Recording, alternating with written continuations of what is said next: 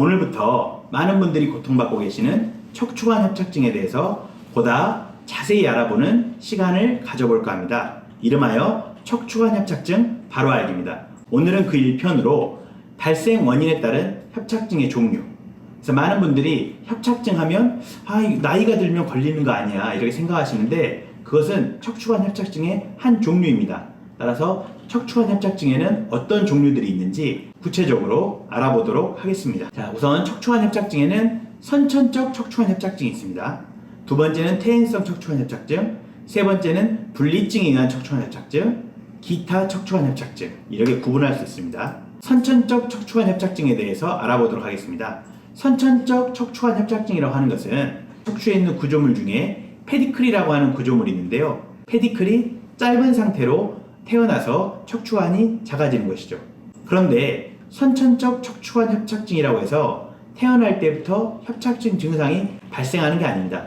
주로 30에서 50대에 첫 협착증 증상이 발생하는데요. 이 나이대가 되면 약간의 척추의 퇴행성 변화가 일어나기 때문에 원래부터 작게 태어났던 척추관이 협착증 증상을 일으키는 것이죠. 따라서 젊은 나이에 협착증이 발생한 분들은 선천적 척추관 협착증과도 관련이 있을 수 있다 이렇게 생각하시면 되겠습니다. 한 연구에서 콘제니탈 스테노시스 즉 선천적 척추관 협착증 환자의 척추의 각각의 길이, 면적을 측정하였는데요. 이 결과 모든 것이 대조군 즉 정상적인 척추에 비해서 작은 것을 알 수 있었습니다. 자, 이것을 종합해 보면 사람마다 태어나는 척추관의 넓이, 척추뼈의 크기가 다르게 됩니다. 따라서 척추관 협착증은 꼭 나이가 50이 넘어야만 오는 게 아니고요. 선천적인 척추관의 상태에 따라서 30대, 40대에도 올 수 있기 때문에 관리가 많이 필요하다고 생각합니다.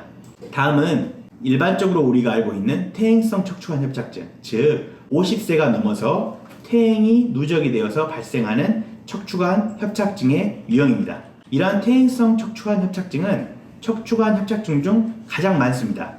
노화가 진행됨에 따라 척추관 주변의 조직이 퇴행성 변화를 일으키는데요. 디스크는 수액이 누출되므로 쪼그라들어 높이가 감소하고 리가멘트 플라본, 즉 항인대는 두꺼워집니다. 이걸 구체적으로 보면요. 이곳에 파랗게 있는 게 디스크입니다. 이 디스크는 이 척추관 쪽으로 튀어나오게 되죠. 그리고 이 뼈 안쪽에 있는 이곳에 있는 이 항인대가 두꺼워지면서 척수를 또 압박하게 됩니다. 따라서 앞에서는 튀어나온 디스크가 뒤에서는 두꺼워진 항인대가 척수를 압박하게 돼서 퇴행성 척추관 협착증이 발생하는 것입니다. 또 디스크가 흘러나가면서 뒤에 있는 척추뼈들이 더욱 위아래로 압력을 받게 되는데요. 그러면서 이 만난 이 부위, 바로 이 부위의 이름이 파셋입니다. 이 파셋이 계속해서 힘을 더 많이 받게 되고 이로 인해서 파셋에 관절염이 생기고 비후가 일어나게 됩니다. 이걸 통해서 퇴행성 척추관 협착증이 발생하게 되는 것입니다. 다음은 분리증에 의한 척추관 협착증과 기타 척추관 협착증을 살펴보겠습니다. 분리증이라고 하는 것은 아래 척추에 비해서 위의 척추가 앞으로 밀려나가는 것입니다.